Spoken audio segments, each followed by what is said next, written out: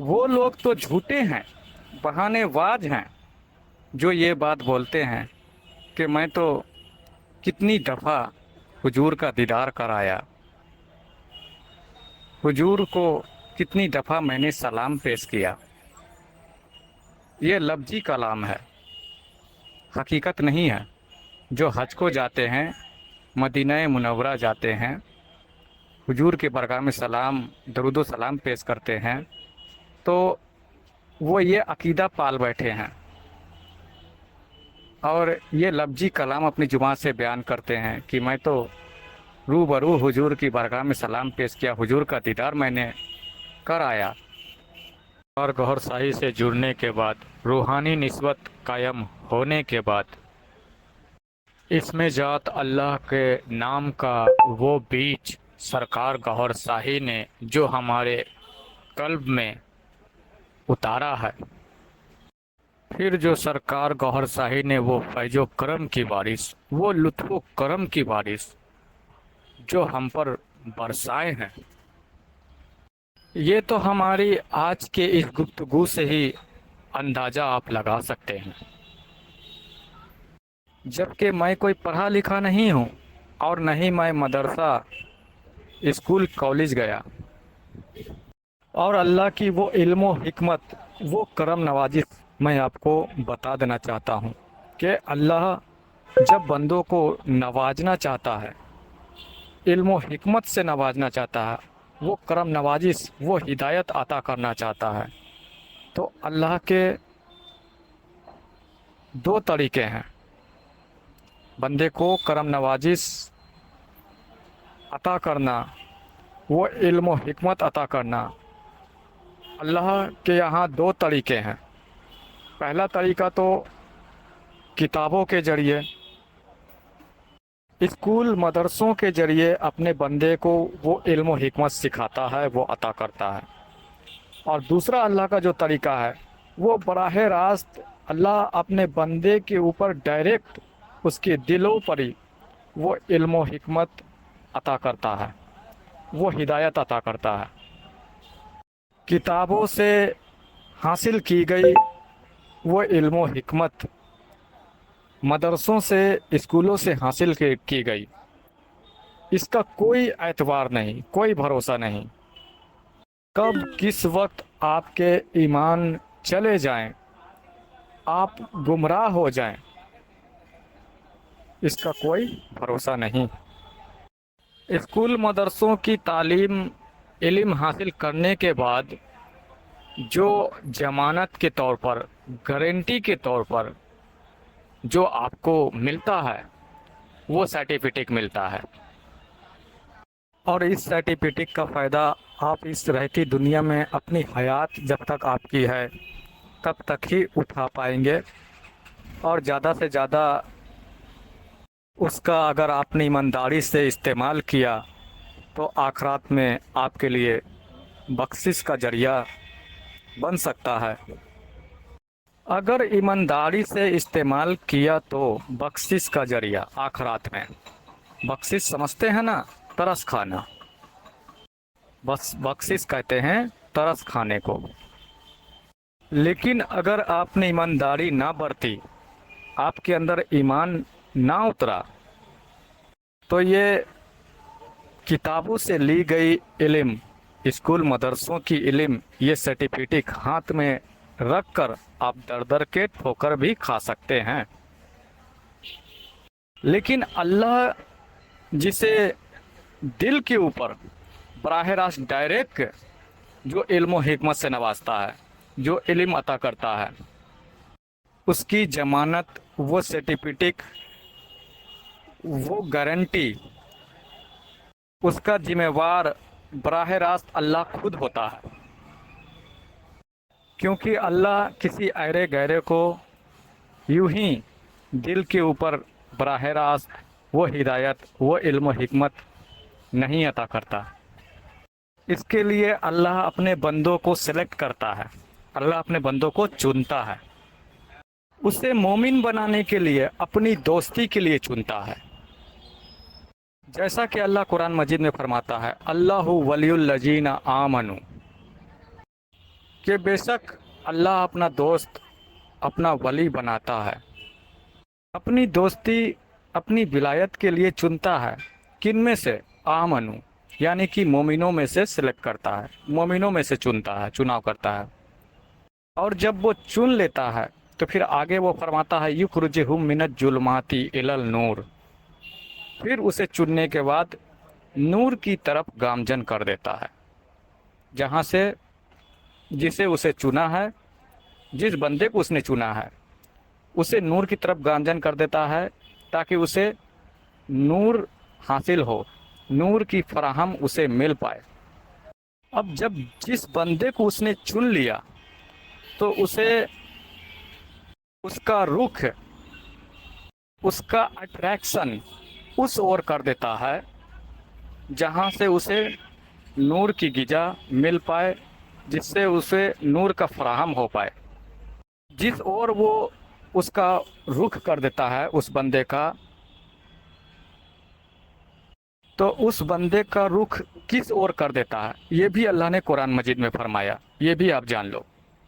یہ بھی سورہ کہف کی آیت ہے، اور اللہ اس آیت میں فرما رہا ہے کہ جس اور بندے کو چننے کے بعد جس اور اس کا رخ کر دیتا ہے، تو وہ رخ جس اور کرتا ہے اس کے لیے پھر اللہ نے فرمایا وَمَن يُضْلِلْ فَلَن تَجِدَ لَهُ وَلِيًّا مُرْشِدًا۔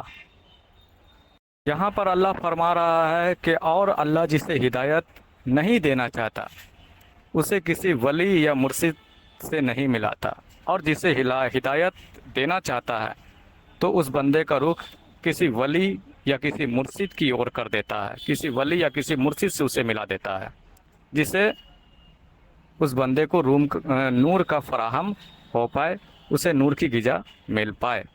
وہ پروف حضرت سخی سلطان واہو رحمۃ اللہ علیہ کی ہے، جن کو سلطان العارفین کہا جاتا ہے، سلطان الفقراء کہا جاتا ہے، جن کی کئی تصنیفیں، کئی کتابیں، بک ان کی عالم حضرات پڑھتے ہیں۔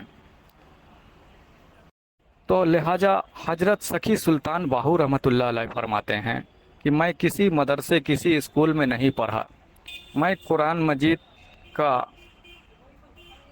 ایک لفظ الف سے اللہ اللہ کرتا رہا، اور تا عمر پوری عمر میں الف سے اللہ اللہ کرتا رہا۔ یہ اللہ اللہ کا ذکر کرنے کی وجہ سے میرا سینہ منور ہو گیا، سینے میں نور اتر گیا۔ پھر دیکھتا ہوں کیا کہ حضور نبی پاک صلی اللہ علیہ وسلم تشریف فرما ہے، اور پھر حضور پاک نے اپنے سینے سے لگایا، اور لگانے کے بعد حضور نبی پاک صلی اللہ علیہ وسلم نے اپنے سینے کا اصل قرآن ہمارے سینوں میں منتقل کر دیا۔ اور یہ حضرت صابر پاک کلیئر شریف والے، انہوں نے 12 سال چلہ کیا اپنے ماموں جان کے یہاں، بھوکے پیاسے رہ کر، وہ بھوکے پیاسے رہ کر اپنی نفس کی آکر توڑ رہے تھے۔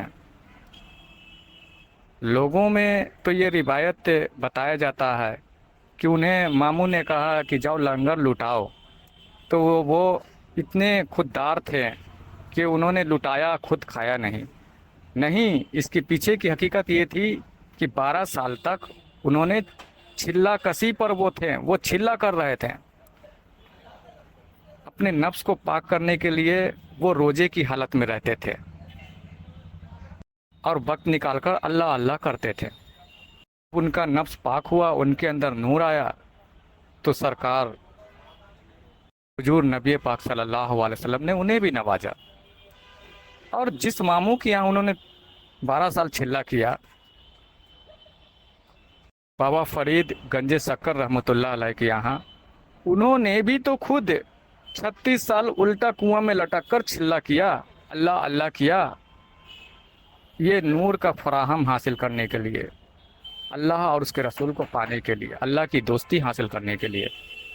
تو اللہ نے ان لوگوں کو وہ علم و حکمت سے نوازا، اللہ نے ایسے لوگوں کو چنا قرآن کے مطابق کہ یہ لوگ جان گئے، پہچان گئے کہ اللہ مندر مسجدوں میں، خانہ کعبہ میں نہیں ملتا، اور نہ اللہ کے رسول ملتے ہیں۔ اللہ اور اس کے رسول کو پانے کے لیے، اللہ کی دوستی پانے کے لیے خود کو پاک کرنا پڑتا ہے، خود ہی کو بلند کرنا پڑتا ہے۔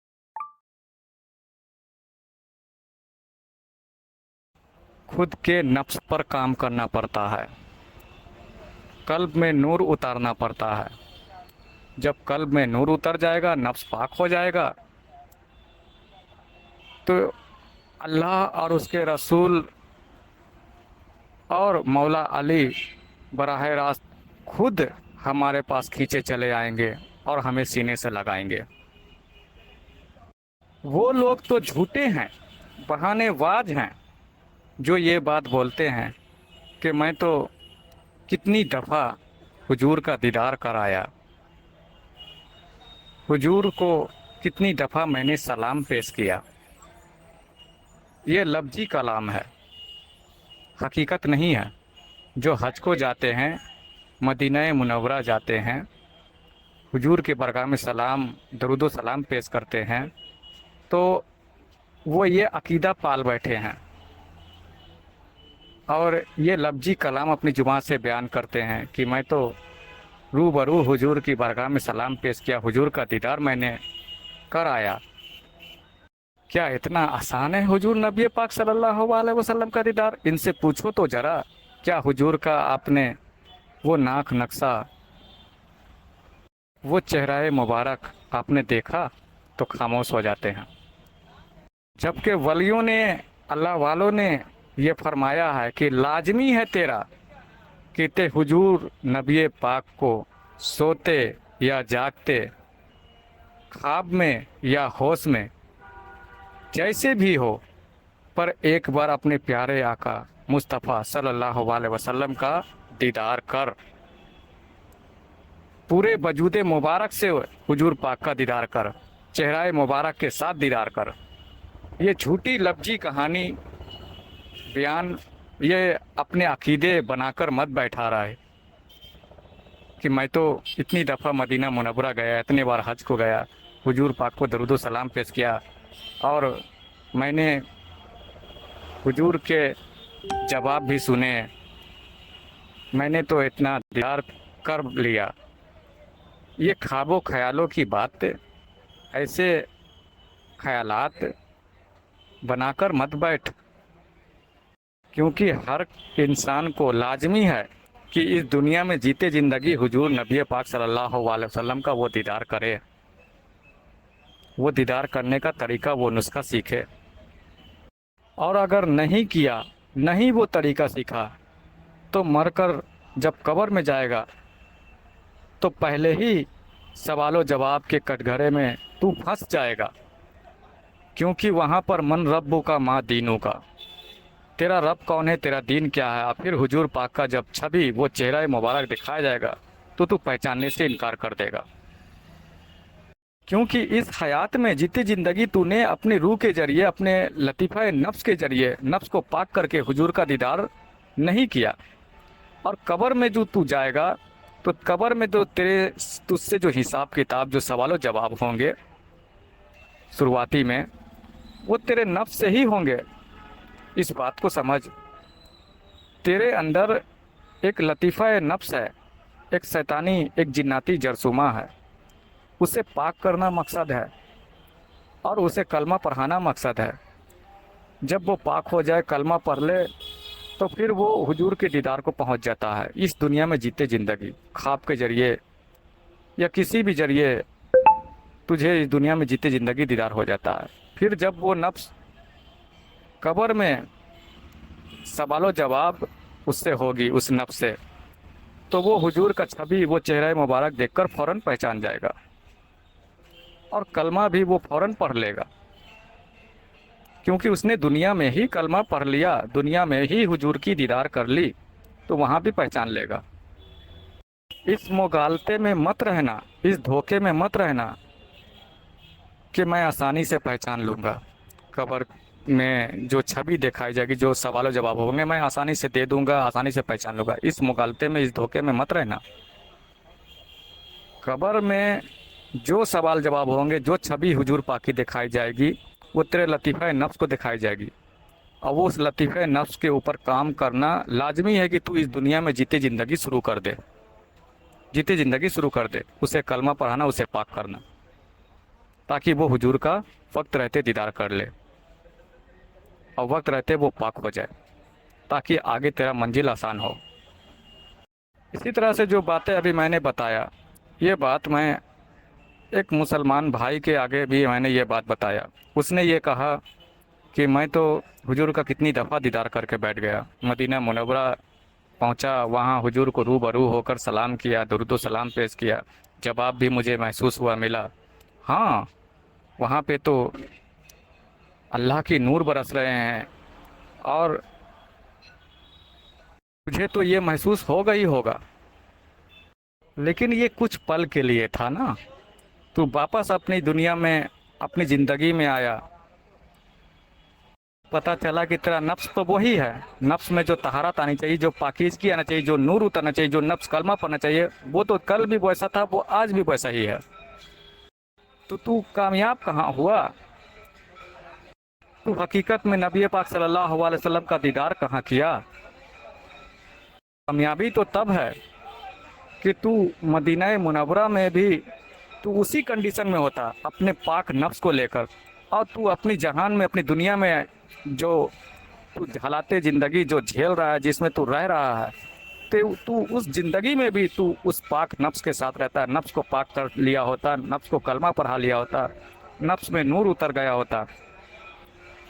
फिर हुजूर को, तुझे हुजूर नबी पाक सल्लल्लाहु अलैहि वसल्लम का तुझे दीदार हो गया होता ख्वाब के जरिए, या बेदारी में ही, जैसे भी हुजूर पाक दीदार दे, तुझे दीदार हो गया होता।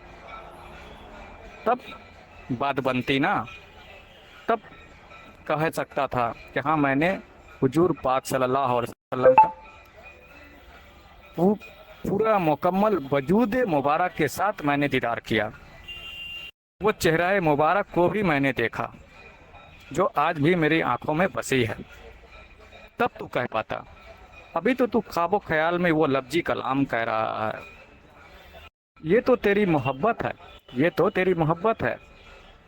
लेकिन इस मोहब्बत को इश्क में तब्दील कर, अपने नफ्स को पाक कर ले, कलमा पढ़ा ले। नफ्स को नूर से पाक करने के बाद, कल्ब में नूर उतारने के बाद, जब तू उस इश्क के मकाम पे आ जा, ताकि तुझे हुजूर नबी पाक सल्लल्लाहु अलैहि वसल्लम की हकीकी दीदार हो जाए, मोहब्बत से इश्क में तब्दील हो जा और हुजूर पाक सल्लल्लाहु अलैहि वसल्लम का हकीकी दीदार कर ले।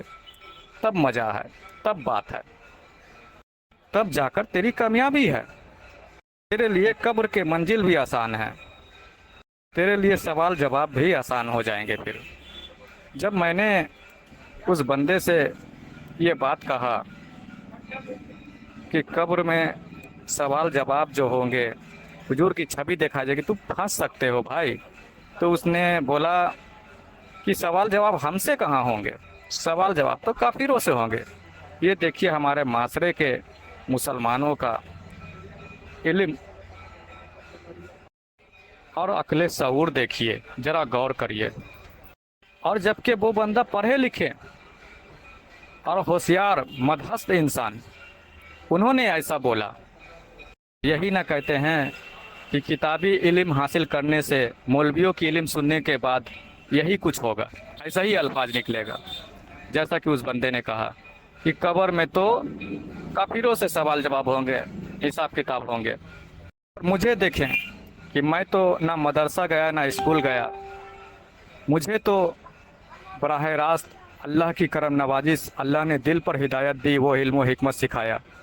सरकार गौहर शाही के करम नवाजिश से जो मेरे मुर्शिद पाक के करम नवाजिश हुई है, तो मैंने उसे जो जवाब दिया, वो जवाब सुनकर वो खामोश हो गया। ये मेरे मुर्शिद सरकार गौहर शाही का मुझ पर करम है, उनका अता किया गया मेरे सीने में वो इल्म व हिकमत है कि मैं उसे जवाब दे पाया। मैंने उससे कहा कि भाई, जब काफिरों से सवाल जवाब होगा तो अल्लाह ने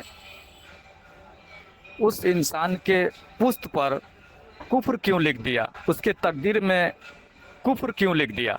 जब काफिरों से सवाल जवाब होगा तो क्यों लिख दिया?